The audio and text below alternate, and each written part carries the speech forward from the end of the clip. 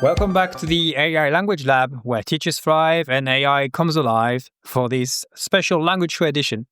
I had the pleasure to chat with my good friend Joe Dell, who does not really need introducing. We're recording a few weeks ago, and I wanted to share that with you. Obviously, we're talking about AI's omnipresence in everyday life, but mainly about its impact on language education. Since we recorded, things have evolved very, very quickly as they do. So we're chatting about Gemini Storybooks, which is a great tool. Since then, Joe found a great Google extension called Gemini Storybook Exporter. Do check this on his Facebook group and my YouTube channel for more info. I'm very grateful to Joe as he did it himself, the conversation or the podcast. And this is the reason why you have a wonderful, wonderful quality sound. I hope you enjoy this.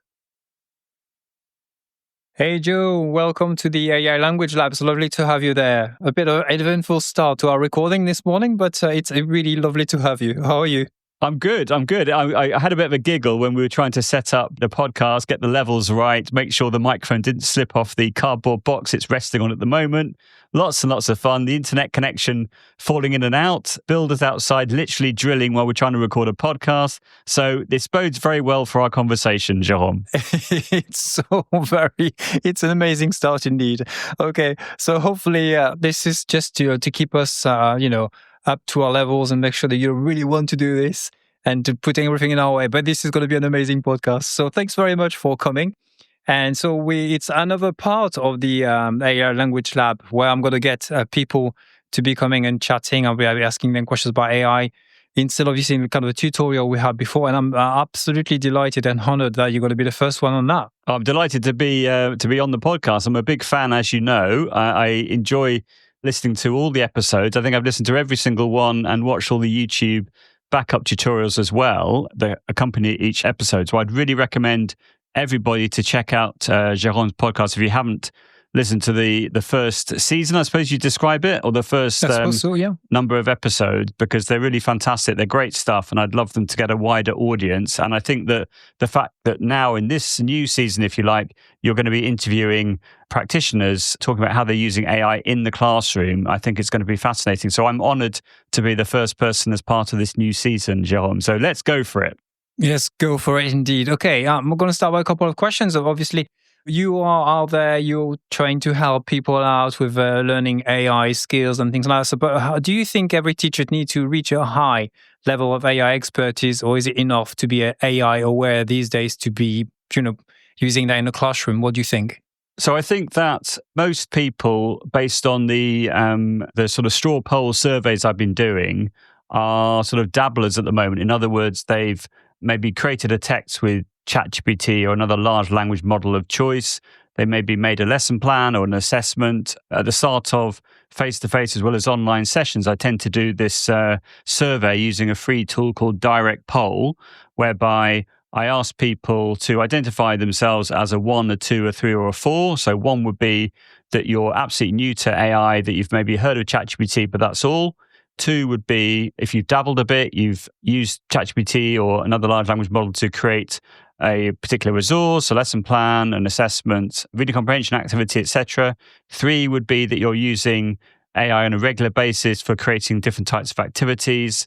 And then 4 would be that you are sort of seamlessly using a whole range of AI tools and that you've developed very good prompt engineering skills. And I would say that the number of times I've done this, most people identify themselves as a 2 and sometimes a 3. So I think that being AI aware is very important, but I also think there's a huge amount of potential for AI to reduce teachers' workload, and it can obviously be used in the classroom as well by students. But what's really important is if you're going to use AI with students, that you check carefully the age restrictions for each individual tool, because each one will have a different restriction. Normally, particularly if they come from the US, they'll be for students 13 and above with parental permission between the ages of 13 and 18. And the UK government have said as well that if you're going to use AI with students, that you need to make sure that you have parental permission, and the responsibilities with teachers to monitor the use of AI that students are using in the classroom to make sure that everyone is using in an appropriate and a safe way. And as we all know, that's a real challenge, I think. So there's a lot of impetus on teachers to be AI aware. not only for their own use, but also if they're going to use it in the classroom, that they are very mindful of the age restrictions and the fact that you need to be very careful not to share personal information within the use of AI with a large language model, that you don't give your name, your address, or anything like that at all, and you don't share too much personal or any personal information at all, because everything that you send to a large language model will be sent to train the model, whatever that means. So we need to be clever about our use of AI. Yeah.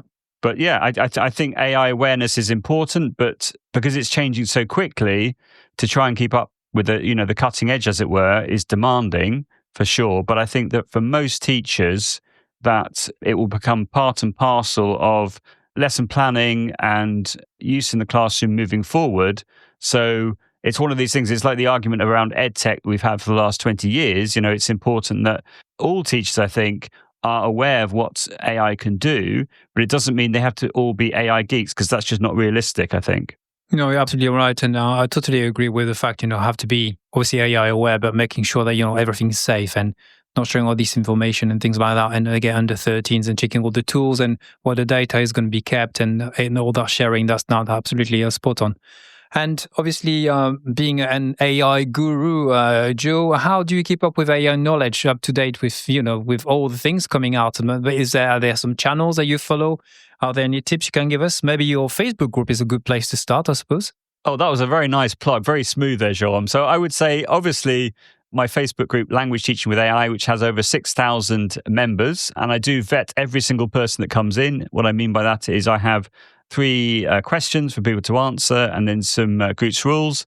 And if people don't answer the questions or agree to the group's rules, then I have a feature called Admin Assist in Facebook, which you can easily turn on. And it means that people are declined automatically after 1 hour. And I think that's fair enough, because all I'm asking is for a little commitment in answering some questions and saying, how you would contribute in the group. Lots of people just say, I'm just here to learn, which is fine as well, of course. But if people just put no answer and then don't agree to the group's rules, unfortunately, they are declined. And then sometimes they come back and sometimes they don't. But I just think that I'd rather have a group of committed people that want to answer the questions, rather than people that don't check the fact they have to answer questions. Or I think there can be issues on mobile phones with, say, the Facebook app, that sometimes not everything appears the way that it should do, or they don't get a submit button, or this sort of thing. Or this is what I've been told anyway. But if they're keen, they'll come back and try again. But I'm particularly proud of the fact that it feels like a very safe group to be in. I make it clear that I don't want people to be spamming or putting in commercial posts. I want it to be a place for people to discuss the use of AI and pedagogy and all the rest of it.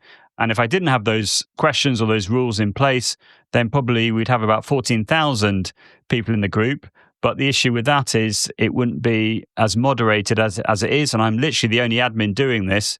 And so for my sanity and my time, I think that making sure that everyone answers the questions, et cetera, and agrees to the group's rules is a really important factor. So that's one place where I do a lot of sharing. So I will, if I've given a presentation or I've run a course, I will give a detailed summary of what I've been doing and covering. Sometimes I share recordings from YouTube clips that I've been involved in through different organizations. And I share lots of tips and tricks. And I'm not the only person sharing as well, thank goodness. There's some regular contributors, you yourself, Jerome, and I've been delighted to be helping to spread the word on your podcast and all the things you've been doing. Thank you. But we have other people like Chris Fry as well, who's a very keen user of AI, and Fajar Rudan as well from Indonesia, who's very, very keen on sharing some really interesting practice. But it's not just about geeking out on AI. Everyone is welcome, and the people that want to just learn and lurk are very welcome as well. But I think that's a really good starting point, and it's a real treasure trove of ideas. But the places where I get my information from, I mean, back in sort of end of 2003, I could see almost straight away that AI was going to be the next big thing. And so, as I normally do, I check out posts on LinkedIn, on Facebook. There were lots of AI Facebook groups. For example, there's lots and lots of presentations you can watch on YouTube. I check, Twitter X and Blue Sky and places like that. Listen to lots of podcasts. So there's lots of places you can find this information. And it's almost a bit, I would say overwhelming, because there is so much information and teachers sharing ideas. But I find that it's incredibly useful, not only from the point of view of the information you can garner from different posts, but also the way in which it can help you think critically, which again is a really important feature of the use of AI, and how you can apply it to your own context. So I'm always trying to look at things through a language teacher's lens, although I do lots of cross-curricular training sessions as well. But the bread and butter of what I do is I look through different AI tools I come across with a language teacher's lens, and that's what I tend to mainly write about in the Facebook group as well. So I'm trying to give people a shortcut and help people and support people and hold their virtual hands, as it were. But there are so many hours in the day to do that. But I'm really pleased with the response so far from the Facebook group, and long may that continue. Absolutely. That's brilliant. I check it very often, and there's always lots of excellent things, and people, as you mentioned, Chris Fry, for example, and obviously yourself, and lots of different people sharing some very, very exciting stuff. And recently, there was someone sharing, I think it wasn't your group, I think I saw that Google Gemini Storybook. And I don't know who started that. I don't know if it was in your group or not, but I mean, you obviously mentioned something like later on, but I think really impressed with that new feature in Google Gemini. So what's your take on that, Joe? Well, I think it was a blog post by Larry Falazzo, who has just recently retired. I've been connected with him for many, many years. And it was Shelley Ironside who shared the original post from Larry Falazzo's blog. And I thought, ooh, I love it when I get those moments. I'm sure you're exactly the same. My AI radar goes up. And I think that's really exciting. I'm going to have to get all over this. And what I mean by that is I'll go on to Twitter X and other places, and I'll search for posts around this new feature, in this case, Google Gemini Storybook, and then I'll try and work out the best ways it can be used. That's a classic case in point, really, based on what I've just said already. So for those people that don't know, within Google Gemini, you have these things called gems, which essentially are like custom GPTs or custom versions of Google Gemini. And what it means is you can now write a prompt, create a storybook on, and then you can write whatever you want to write in relation to the language that you want, the content, the characters, the location. Like yourself, I like to put in a twist in the story. I got that idea from yourself, Joan, with your post that you wrote about that. And I thought that was really, really interesting. So you can create a 10-page story in whichever language you would like, whichever language is supported. You can also have an audio version. Some languages, I think the modern pronunciation is better than others. Had some feedback from someone who teaches Danish that the Danish pronunciation was not very good, but the French, I think, is very good. You think that the Spanish is very good as well. I'm sure the German is very good. So for the core listeners to the podcast, if you're based in England, then you're all covered. You're good to go. But I also think what's fascinating about it is the way in which, if you're going to use this with students, if the students are going to make their own books, they need to have a Google for Education account. Now, in August of this year, in other words, at the time of recording, we're in August right now, Google have decided to allow schools that have Google for Education accounts to access Gemini, Notebook LM, which I'm sure we'll talk about later on, Google Storybook, etc. And so as a result of that, it means that students below the age of 18 will be able to create these resources. But again, it's incumbent on the teachers to make sure that they are using it in an appropriate way. But I think straight out of the box, you can see how useful this is going to be for language teachers for creating reading resources. Another quick tip that I came across as a result of my research is that you can actually upload an image via the attach file option in Gemini. And that allows you, for example, to upload an image of a sentence builder, or maybe some text that you've written in, say, ChatGPT, which you could then have put into the multilingual profiler from the University of York to check that it aligns with the vocabulary lists for the new GCSE for AQA and EdXL. And therefore, by doing that, you can then say, create a storybook based on the text in this image. It will then literally create, in the case of the sentence builder, a story based on the content of the sentence builder. And in the case of a screenshot of precise text that you've aligned using multilingual profiler, it will create a text just using that text. So those are two options that would be an even better way of harnessing the power of using Google Gemini Storybook. So those are a few things. There's other things I can say, but any further questions you'd like to ask me at this point, Jean? No, I think it's great. Actually, I tried also the sentence builder thing. It works really, really nicely. And what I really enjoyed also in that is the fact that you can also add a cultural element to it. So, for example, I just use something to create something on Canaria, were my Helen's from my wife, and we're just trying to get some elements from food and stuff. And it was absolutely spot on, and it was really, really, really fun to see they're using the right terms and even showing that in the pictures. I was really, really impressed with it. But yeah, the fact that you can add sentence builders to it and use the vocab is amazing for teachers, and the fact pupils will be able to access it, it is perfect in class. Definitely. Yeah, it's well done, Google, for that one. But what do you think about there? You say that the fact that the under 18s now will be having access to all these things. Obviously, there's some positive, but also some negatives because you can access it at home.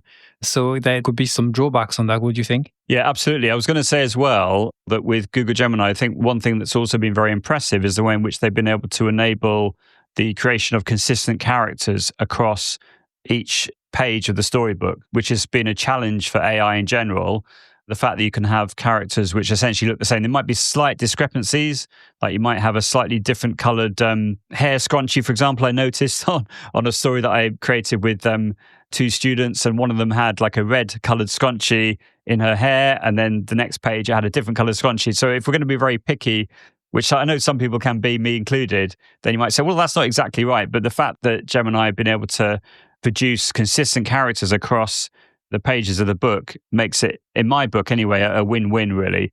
But I think in addition to the issue around Google for Education, one sort of workaround for that I found was that you can create a print version of the book that you make with Google Gemini Storybook. And so you can export the result as a PDF. And then what you could do is you could import that PDF into a tool like Book Creator, the online version. So that's app.bookcreator.com. And I tried this, and you're able to do it really easily. It has an import PDF option.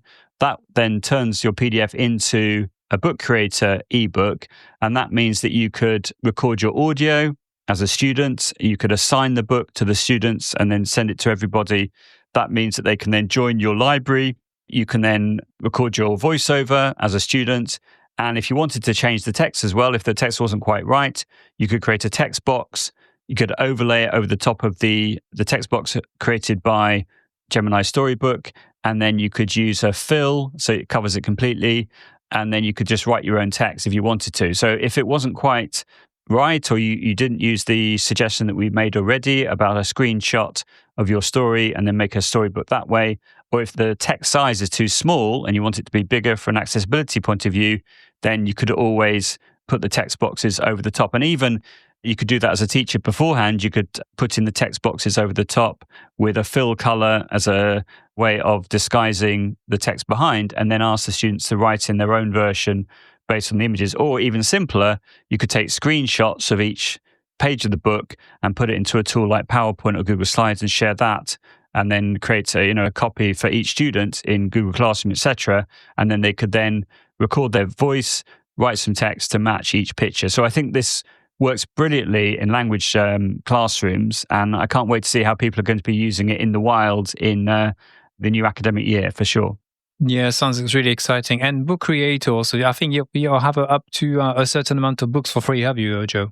For free, you get one library, and you can have up to 40 books in that one library. So it's a really generous free offer, I think. So in other words, you could use it very nicely with, say, one multimedia project for one class. And then once you've made all your books, you can export those or download them, store them somewhere else like OneDrive or Google Drive, etc. And then you can delete all the books in your library and then start again. So it's really brilliant. And I think it's true to say that you can have unlimited numbers of pages, but obviously the more pages you have in your ebooks, the bigger the file. So the more more space it requires to store them then afterwards. But yeah, great idea. And I think that Book Creator is wonderful for so many different ways for language learning, the way in which you can take pictures, you can record video, you can record audio, you can have captions with your videos, you can have transcript for your audio, you can import different images that you've made using AI, etc., etc. You've got auto draw as well to create your own images through your own scribbles, can be then turned into professional-looking clip art. It's a really, really wonderful tool for language learning for sure. Well, you should be on commission, Joe, because you're painted a wonderful. It is wonderful, but you should definitely be on commission because you're painted a wonderful vision of Book Creator, which is amazing. It's really, really good indeed. Yeah. Let's go back to another amazing app which landed probably in, was it October, maybe, or maybe a little bit before that. There's Notebook LM, and I was ever so impressed where it's to at the time, but now it's just been evolving. What's your take on Notebook LM, Joe? Well, I really like it. I mean, in general, I was sort of veering away from Google Gemini compared to ChatGPT because I just felt that ChatGPT was doing such a much better job than Google Gemini. And I was seeing various screenshots from Vincent Everett in particular on Twitter X about how rubbish Google Gemini was coping with different things. So that sort of, in a way, influenced me on not to check it out as much. Although, as I've said now, because of things like Google Storybook and other features that I've now explored with Gemini, I'm now much more of a fan with Gemini. But as with everything, as I've said already, it's really very, very important for anyone using AI to check everything it produces from a point of view of critical thinking and working out whether it's hallucinated or produced inaccurate content, etc.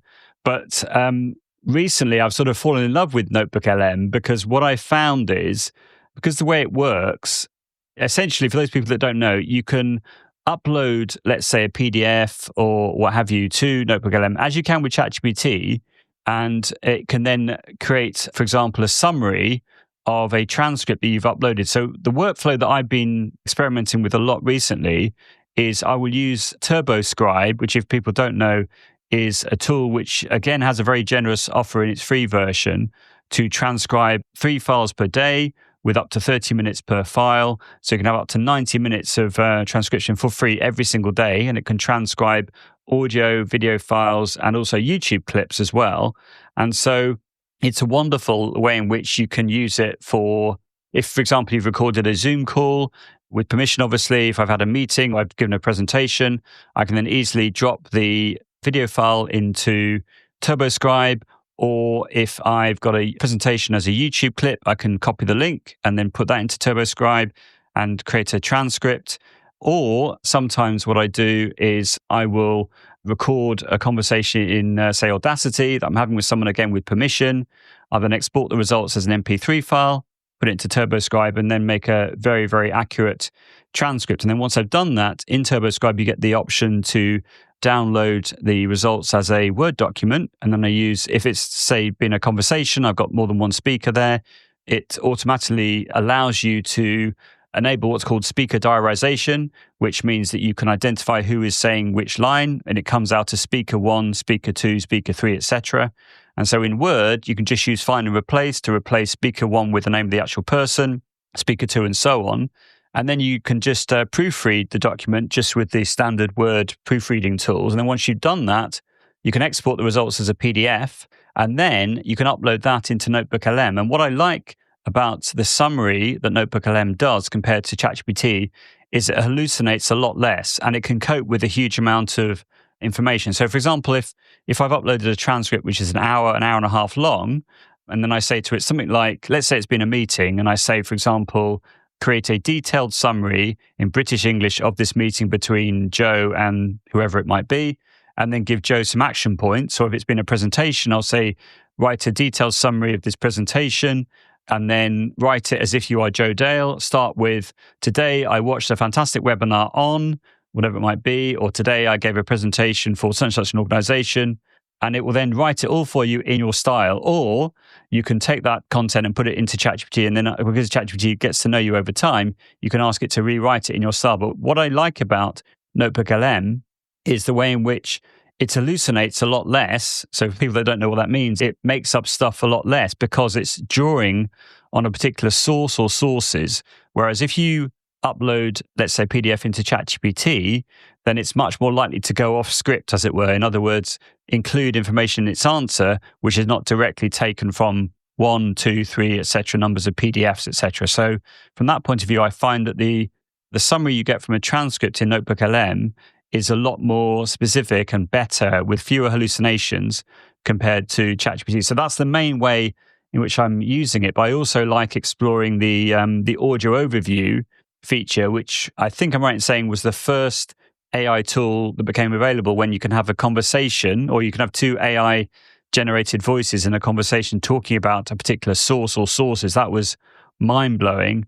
And when it first came out, that was English only. But then more recently, they made it available in a whole variety of different languages. So when I'm doing courses, for example, in Dublin, which I go to, where I go regularly to run courses with teachers from around Europe, and they love how they can make podcasts around certain sources in their home language. And then more recently, Google has introduced this interactive mode, which means you can actually interrupt the two podcasts, as it were, and then ask your question. Now that's only available in English at the moment, but no doubt in 2026, if not before, they'll make it possible for you to interrupt in different languages, as you can have the podcast in different languages already, and you can then ask your question in the target language. So I think that potentially that could have a lot of use in the classroom, although the level that the podcast seems to be at in relation to, say, the CEFR is sort of, I would say, B1, B2, and so probably would be too demanding to use even at, say, GCSE.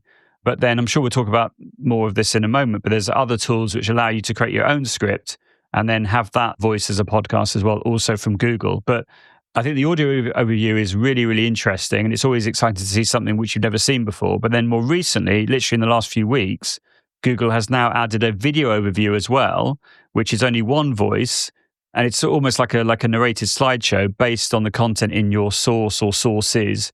So you can make, I think it's around 100 notebooks in your account. I only know that because if you've reached the limit, the create new notebook option is grayed out. I don't know if you've seen this yourself, Jean. I haven't created enough, to be honest, but that's good to know. So you can make about 100 or 102 or something, and then you have to delete old ones.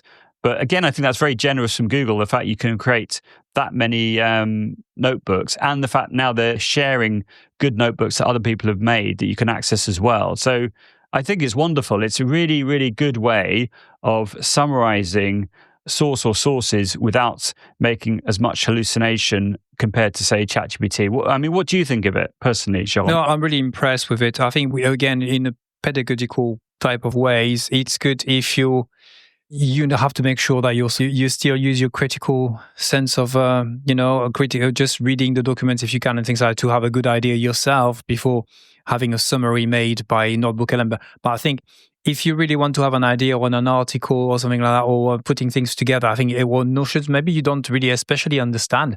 Even as a learner, you don't have to especially learn languages. If you want to learn something about physics or something, or astronomy, you can pop in some documents there. You can create some documents for you on the podcast, and you make something really exciting. So I think it's great for self-learning yourself, or for people really wanting to be working by themselves and learning new stuff. But for language teachers also, I think it's a great tool. Yeah, I think Google are absolutely spot on with that. And again, ever so generous with providing all that stuff for free. And obviously, all the tools you mentioned before, like Book Creator and TurboScribe and things like that, they're all free, aren't they? They're all free tools that people can use, which is also brilliant. Yeah, absolutely. I mean, with TurboScribe, I found that 90 minutes of transcription a day was just not enough, Jerome. So I had to... obviously. I had to go for the premium version, which only is about £90, I think, for the year, which I think, considering how much I use it, that's really good value for money. And they have sales. Again, I'm not on commission, but they have 50% off from time to time during the year. So you can get it as cheaply as, £45, I think, for unlimited transcription. So regularly I'm putting in like an hour and a half bits of audio, and it will just transcribe it, no problem at all. It just takes a few minutes, and normally it's very, very accurate. So it's wonderful. Yeah, I'm really impressed with the accuracy of that too. It's really, really impressive. Yeah, I think for teachers with not so much money in the department, and if you want to use it for preparing resources and stuff, I think you probably don't need to have a paid account. But if someone like you or people who are going to be using it heavily, obviously, even £90 is not too bad for the whole year, really, if you use it regularly. So it's good stuff. Talking again about Google Gemini and being a little bit creative, there's some stuff also which Canva has been surfing on also there with vibe coding. Can you explain what vibe coding is? Well, this is a term which I was sort of coming across on the various channels I've talked about already. And I thought, well, what's vibe coding? That sounds interesting. And then I sort of had a bit of a play, and various tools like ChatGPT, like Google Gemini, like Canva, allow you to vibe code. And so for those people that don't know what vibe coding is, essentially what it is it allows you to create simple web apps, but without having to need any form of coding understanding at all. You literally just use plain text, a bit like writing a prompt, and that allows you to build a web app. And so what I've been doing, particularly with Google Gemini Canvas. So what I mean by that is if you go to Google Gemini, one of the options that comes up is the Canvas option, which is just underneath the main text box or context window, as one says, in Google Gemini. So you just click on Canvas and then you write a prompt such as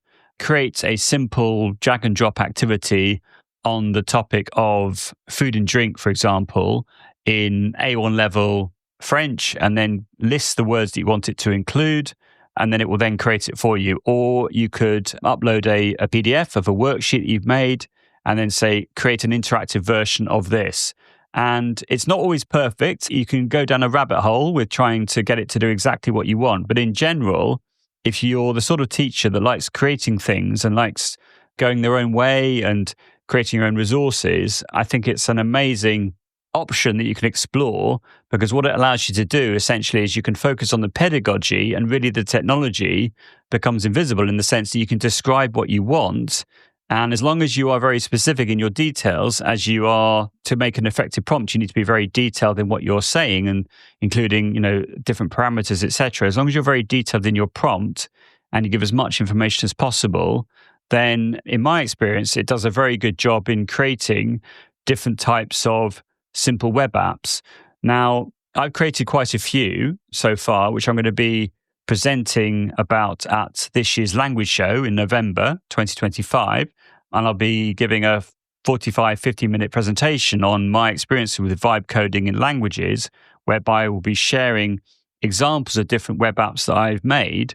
But another nice thing about vibe coding is if someone is generous enough to share web app that they've made using Google Gemini, what you can do is click on the copy canvas option. And then essentially what that means is it will then appear within your account. And then you can then put in further prompts to adapt and change and edit the web app to get it to do exactly what you want it to do. Case in point, there's a web app which someone else created recently called Legify My Image, which I thought was a really, really, really cool web app. So what it allows you to do is you can upload an image, any image that you want, you have the copyright for, obviously, or is covered by a Creative Commons license, and it will then turn it into a legified version, which you can then right-click and save the image as down to your device, and then you could put it into a tool like Book Creator, add speech bubbles, record a voiceover, etc. So when I've been doing courses recently in Dublin, I've been showing this to teachers, and they seem to be, really enjoying it, really liking it, which has been great. One issue that I've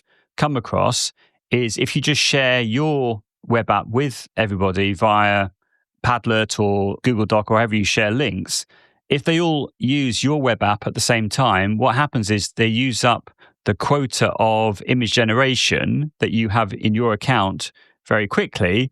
And then as a result of that, you get an error message. So what I would recommend that you do is that you click on the code option in Google Gemini, you copy all the code and put it into a text document using a tool like Notepad or TextEdit on a Mac, and then you share that with them, and therefore they can click on the upload option in Google Gemini, having clicked on Canvas, and then you could then ask them to write something like build this web app or something like that, and then it will then do it for them. As a result of that, what it means is they'll be using their quota, not your quota. Sometimes as well, the people that you share it with, it will say copy Canvas, as I had that experience of with the Legify app. But some people, it doesn't say that. It says try Canvas instead, even if they're logged in with Google. So I think that might be a school restriction issue if they haven't got the right permissions in their school account, if that's what they're using. So that's a workaround by copying the code, sharing the code as a TXT file or plain text file with them, and then they can then build it themselves. And that way, they're not using your quota of image generations that you can have, because you only do about 5 or 10, I think, image generations in an hour. And therefore, if you share it with a whole class, unless everyone's got a Google for Education account, that's going to be an issue. So it's just really a way of, in the language show presentation, I'm going to be sharing the really good things about it, but the issues that we need to address as well. So that's one of my rabbit holes at the moment, John. As well, as I've been sharing web apps with you and see what you think of them, which has been, I really appreciate that. When you start going into the, as you said, rabbit hole, it could be taking like hours. It's a bit like a some people will go on, I don't know, Instagram or something and start, and then an hour later realize they're still scrolling or something. But obviously, it's probably mind stimulating, I would say, probably more because you're trying to achieve something.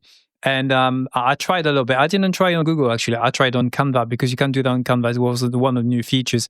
And I found the process, even though I'm quite patient, I find it a little bit nerve-wracking at times because it was not doing what I wanted it to do. So again, it's still amazing the fact that, you can request something and it produces something for you. Like if you think about a year or 2 years ago, then you couldn't do that at all. And this is going to get better and better before people can code.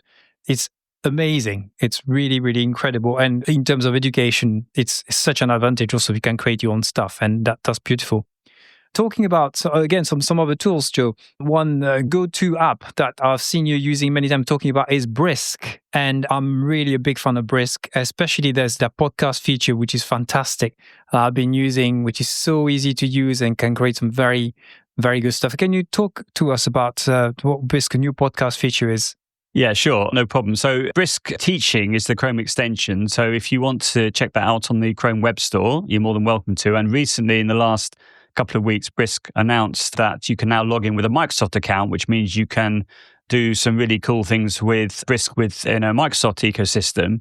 I don't think you've got quite the same number of activities you can do compared to the Google equivalent, but it's really good that they've introduced that option now for Microsoft schools for sure. But essentially, Brisk Teaching, the first way in which I was using it heavily was to create Google quizzes based on YouTube clips, which obviously is going to be fantastic for listening comprehension activities, or based on web pages, or based on any source you can have access to, essentially. You can even create one from a Google Doc. You can say, create a quiz on this.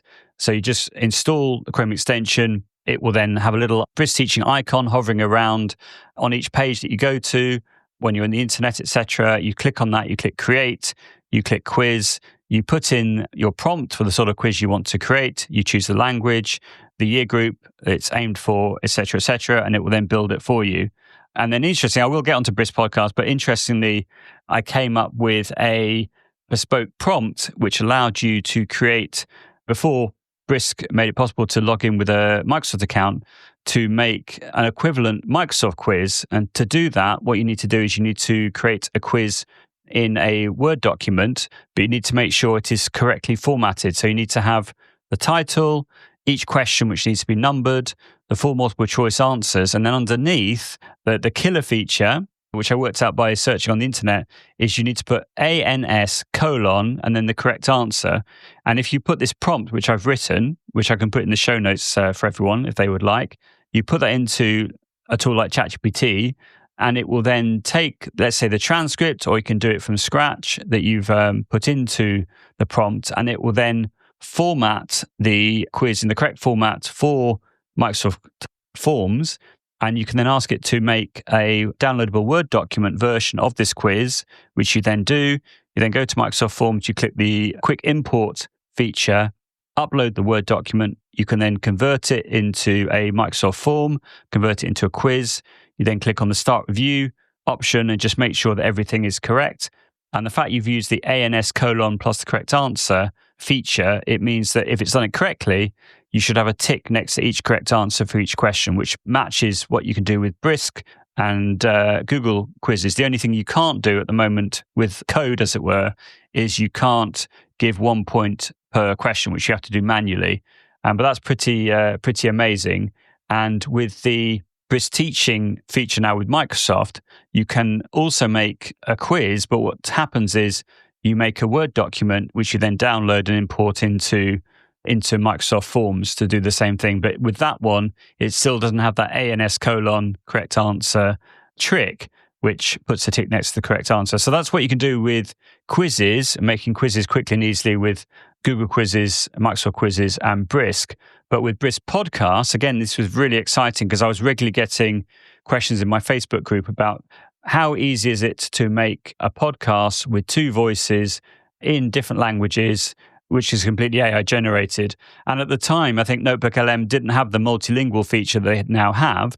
But the issue with that, as I've said already, is the level is pretty advanced. So I think that even at GCSE level, it would be too advanced. Whereas with the Brisk Podcast feature, Again, you click on create and podcasts. And then if you've run that in a Google Doc, which is what I normally do, as in a blank Google Doc, you can then literally write something like two teenagers talking about whatever topic it might be, meeting at the cinema to watch a film. Then you choose the language, you choose the year group. In the prompt, you could say at A1 level French or A2 level French, whatever it might be. And it will then generate a new tab for you. And on that new tab, it'll have a title, it'll have a play button, it will have the whole transcript, which you can choose to show or to hide. You can play the audio. It has, pretty good model pronunciation for the two characters. You can download the audio separately, so you have it as an offline file. And essentially, it gives a very, very good model pronunciation for example, listening comprehension activities. You can then take that transcript, you can put it into ChatGPT, generate a worksheet, which could then be printed off, and then the students listen to the audio and then fill in the information. Really, really nice from that point of view. If that's what you're looking for as a way of practicing conversations, I just think it's wonderful, and it's gone down really well with everybody. And I really like the way in which, in the free version, you can create a podcast up to 2 minutes long. So it means it's not too long compared to, say, Notebook LM, which can be as long as, say, 30 minutes, which is obviously going to be ridiculous for use in class. But even if you choose the shorter version, it could be, say, 5 minutes. The fact that you can have 1 to 2 minutes with Brisk Podcasts is wonderful. The only thing you can't do with Brisk Podcasts is you can't get it to generate a conversation only using certain words. But there's another tool which does allow us to do that. But let's finish talking about Brisk Podcasts. What do you think of it, Jean? No, Brisk Podcast is really great. Again, you can also mention the name of the people. I quite like having, using, even though it's very good at picking up natural names for the areas, will be, taking a Spanish name or German name or something. It's very good. And again, you can use TurboScribe to get the script, and you can create a quiz afterwards, again, on that podcast, which is pretty amazing. There's so many exciting things you can do with Brisk. And they have a new feature which came out, I don't know if you've seen that recently, where it creates an awful lot of resources for you, and you just put a prompt and it creates a PowerPoint. It creates all sorts of things, well, not PowerPoint, but Google Slides, and lots of different activities. It's quite new. I need to explore that yet, but that's something which came out probably about, I think, this week or last week. That's right. I was going to say that's brand new. I think it's called Brisk More, if I remember correctly, but I haven't. That's it, Brisk More, yeah. And it's quite exciting. It's really, really good to see all the various activities and that it can prepare for you. But I'm working on the video. I'm going to put out a YouTube video to show people what to do and how to use it in Language Classroom. But I'm sure you'll be talking about it once you explore it probably further. Yeah, I've got massive FOMO now, but I'm very grateful to you, Jérôme, that you make these videos and you make this podcast and what have you. So as a result of that, it means we can all keep as much up to date as we possibly can. But I'm very grateful the fact you take the time to make these videos, because sometimes I'll hear about something and then a day later you made a video tutorial about it, and I think this is amazing. I can check it out. I can. Not so much time these days, but I love doing this, and I think the new features will be very, very useful. And obviously, we are orientated towards the language classroom, or world language, as I say in the US. But you can use it in many other ways, and that's really, really exciting. Joe, you mentioned a few times you could be creating a podcast with a transcript, and what tool is that?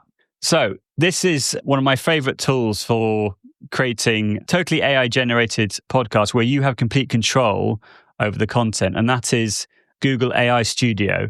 Now, I heard about this from Fajaruddin Akbar, who I mentioned already, who's a regular contributor to my Facebook group. He also does different presentations from around the world, live from Indonesia, and he's wonderful and he's great, and he has been particularly interested in exploring different ways in which you can generate conversations where you have written the script and you've got the AI to produce that. And that's, again, something which people in my Facebook group have been looking for.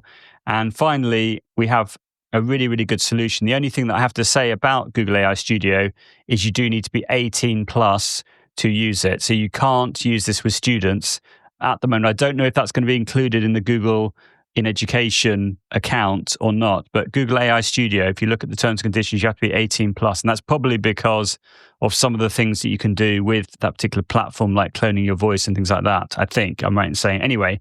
But what you can do with it is you can go to the native speech generation feature, I think it's called. You click on that. It then gives you the opportunity to copy and paste a transcript which you've generated using, say, ChatGPT or another tool you've written yourself. You put that into I think it's called the raw structure section on the left-hand side. You put it in there, and you need to make sure that it has the names of the two people. It can only be for two people in a conversation. So it could be, Joe and Jerome, as it were. And then once you've done that, on the right-hand side, it says speaker one, speaker two, and then the name of the voice that you can use. And there's some male voices and some female voices. So all you have to do is you have to edit where it says speaker one and put the name of the person, say Joe, and then speaker two, and you put Jérôme. Then you click on the drop-down menu for the voices, and they've got some really cool names like Zephyr, for example. Some are male, some are female. So you click on the correct gender for the voice that you want it for. And then once you've done that, you click the run button. And in about 2 minutes, you get a very professional sounding, I would say as good as a textbook level of audio of the conversation that you have generated yourself or you've written yourself, but you just voiced it. And so not only can you listen back to it, you can also download the audio as a WAV file. Again, you could use TurboScribe to then create a transcript, turn it into a worksheet, etc. So I think that's really, really exciting. When I've shown this to people, they've been, genuinely blown away by the opportunities of you, again, being able to create your own resources through the use of AI, not only for text-based resources, but also for audio and for other modes as well. But I think that's really, really exciting. So if you haven't heard of it, check it out. You just need a Google account, go to Google AI Studio and click on the option that says native voice generation, I think it is, and then go from there. I think it's a tremendous opportunity for language teachers to be creating their own resources, as you mentioned. And especially these days, I think, well, in my humble opinion, I think listening skills are probably the most important from the start anyway to develop language, and you should be starting from there. And the fact that you can create your own thing instead of relying on a manual or something like that, which obviously manuals are very good, but if you can create your own stuff, what your students can do, then you can pitch the level to, and having tools like this are really lucky and free and amazing. So that's fantastic.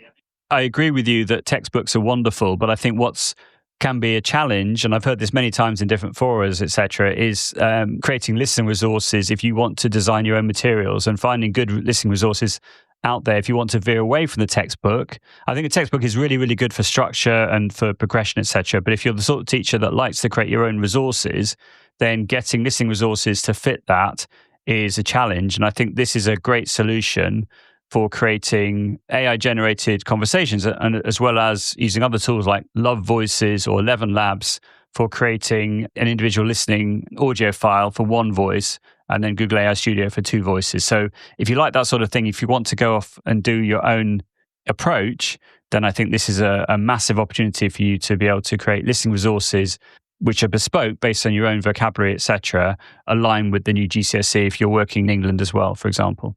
And if you want to add a little bit of visual to it, you can use a little bit of Vidnos, for example. Joe, as you know, it's quite fun to be using these avatars, which are pretty amazing too. Absolutely. Yeah. So for those people that don't know what Vidnos is, that's a talking avatar tool, which allows you to upload your own image if you want to and have that animated and voiced with an AI generated voice based on a transcript, or you can choose one of the templates that they have. And you can do lots of great things with that from the point of view of listening comprehension. But again, you need to be 18 plus to use that tool because it has a cloning feature as well. And so that's why it's so incumbent on everyone, as I've said many, many times, for any teacher wanting to use AI in the classroom, if they're going to use it with students, to check the terms and conditions and the privacy policy. Absolutely. Totally agree with that. Very important. And as ever, we could be chatting about apps and how to do this and how to do that and all the new latest stuff and things like that. We could be chatting for hours. It will be a 10-hour long, like a Swedish film type of thing, really, really long and exciting. Last question of the podcast. So if we fast forward 5 years, Joe, how do you imagine AI will have changed the classroom even more? What do you think is going to happen? Well, I really have no idea, to be honest with you. I think anyone that tries to predict the future probably will be seen as foolish, maybe, I would suggest. But based on the trends that we're seeing at the moment, let's say in the next year or so, that's probably going to be easier to predict compared to the next 5 years. But we're seeing at the moment with tools like Mizu that you can have a very nice educational chatbot which gives support to students, or with Brisk Teaching, you've got Brisk Boost, which is a great way of encouraging students to write better by giving them all an individual chatbot to support them with their writing. I think that's something which could potentially become mainstream and available in all classes potentially. But I think that what's going to have to happen is that companies like Google, like Microsoft, etc., are very, very clear on the expectations, where the data is being stored, etc., for safe use of AI in schools. I think Google have made this brave decision to allow people under the age of 18 with their Google for Education account to essentially have unrestricted access with guardrails in the background to these very powerful, Rolls-Royce type tools. And it's going to be very interesting to see how the teaching profession deal with that, and if any issues come up as a result, and if you get parents or stakeholders becoming annoyed by the fact that maybe a student has misused AI because it's been they've tried to circumvent the way they should be using it and using it in a different way. I think that's going to be very interesting, that whole conversation around that. But I think that it's not going away. I think it's going to become part of mainstream culture in teaching and learning. But I think that what's really important is that, from the point of view of the teaching profession, that we need to ensure that these students have very good advice on how they can use AI effectively, use critical thinking, be aware of bias and the fact that it can produce inaccurate information, and not presume that anything that you ask the AI to create will be true or will be correct. I think these are the skills we need to work on, let's say, in the next year or so. But it does feel like we're at the beginning of an AI revolution in schools and education, whereby, with Google already making this choice, and with Microsoft as well, no doubt will be doing the same thing as well very soon if they haven't done already.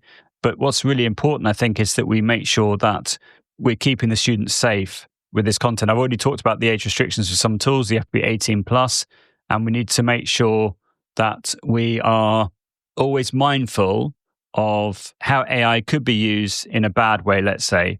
And I think that in relation to some AI companies, I think some attitudes that some AI companies have, let's say, for example, a tool like Suno, which is proving very, very popular at the moment, the fact that Suno are being sued by major labels, particularly from the States, because essentially what they've done is they've fed into their large language model huge amounts of copyrighted music material without the artist getting any recompense for that at all. And then you're able to now generate new songs based on their material, which, yes, you can use in the classroom, and yes, is fantastic for language work, and you can make bespoke songs, etc., based on the content you want to cover. But there's definitely winners and losers in that. And it's up to the courts, I think, to decide whether Suno should be fined for what they've done, or whether this is just a way of technology being able to speed up something that happens normally. In other words, people have been borrowing chords or what have you from songs for years and years and years. But if the song matches too closely the original, that's when people are taken to court, etc. And it's whether the court decides whether Suno have broken copyright. And Suno's not the only example. There's obviously other examples as well. But I think that's going to be very interesting in the next year or so to see what the courts decide. But it would seem, based on what I've seen so far and read about so far, it seems to be that the UK and the US governments seem to be on the side of the AI companies rather than on the side of the creatives. So that's going to be a very interesting conversation and see how things develop.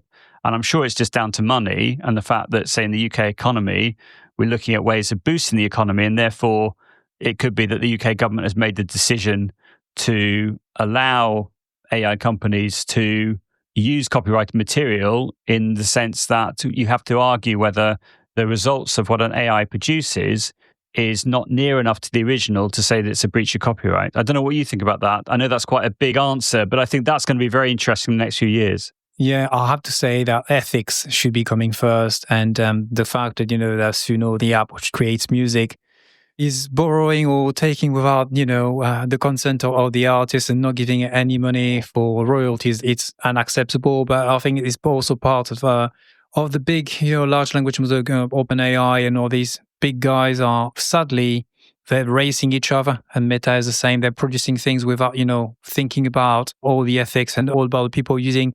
So they're using, the data and stuff like that. That's something which we have to be really aware of. So that's something we have to really look into. But at the same time, we need to make it clear that if you're, as an end user, if you're creating a song using Suno and playing it in class, there's no problem about that. The issue is with what Suno have done in order to feed the content into their large language model to be able to make this service possible. So I don't want anyone to think, oh, I shouldn't be using Suno now. Unless they change their terms and conditions or what have you, from an educational point of view, it's still fine to create songs. And we know, how popular songs are in languages. And therefore, I would still carry on doing that. But as I said, it's going to be interesting to see what the courts decide, because it seems to be, as you just said, Jérôme, that the AI companies are sort of pushing and pushing and pushing to see what they get away with. And it's only going to be the law that's going to say, hang on, you've got to stop now. You can't do this. This is going to be regulated. But this is a new world for everyone. So it's going to be very interesting to see what will happen in the next couple of years and what the solution is going to be to this. And like everything, Joe, as you know, like the internet, you can get some amazing thing from it. And, and some people will be using it the wrong way. AI is the same. And obviously we are on the good side because we are looking at AI in the education side and especially language teaching. And with the stuff that you can do with it is so positive and so encouraging. And as long as you use it positively and in the fact that you want to promote language learning, and I think it's really, really important. And it's such a great help for language teachers to be developing resources and use it and create enthusiasm in the classroom. So I think we have to be looking at these things ourselves and as an amazing tools to help develop the love of language learning. And that's what's really important. And thanks to people like you, Joe, showing teachers what to do and what tools to use to be creating some amazing resources, and as well as, creating stuff which are going to be making all these pupils very enthused about learning languages. As we're going to thank you for doing this and showing this and language shows and your webinars and things like that. And that's fantastic. So I do thank you for coming on the podcast. It's been amazing. Thanks for giving your time, especially with the little glitches we had this morning. And I'm looking forward to having some feedback from the people and hopefully going to be using all the tools you mentioned. And I'm sure they will. And some of the people actually will probably use some of them already. But if they want to share things with us, that'd be fantastic. So thanks very much for coming on the podcast, Joe. Oh, you're very welcome. Thank you for the opportunity. And I'd like to also, on behalf of the listeners, to thank you for everything that you do, Jérôme, with your podcast, with your video tutorials and your support on different social media channels. Obviously, my Facebook group, Language Teaching with AI, is a great place to get more support. People can contact me on LinkedIn, on YouTube. I've got a YouTube channel with different resources on AI, on Blue Sky, on Twitter X, etc., etc. You're more than welcome to get in touch. And I really hope that you found the contents useful. I wouldn't try everything at once. Just choose one idea and try it out and let me know how it goes. And if you need any more practical advice on the different ideas, just let me know. And I'm sure Jérôme would be delighted to help as well. I think we're very lucky to have some amazing people in the languages community who are willing to give their time essentially for free to support and to nurture everybody. And we can all benefit as a result of that. It's great. Thanks very much. Yeah, absolutely. There's plenty of places that people can see all your posts and your videos, and especially your Facebook group is fantastic. So I highly recommend it and to get in touch with you too. Well, that's the end of our lovely podcast. And thanks very much for joining us and hopefully see you soon.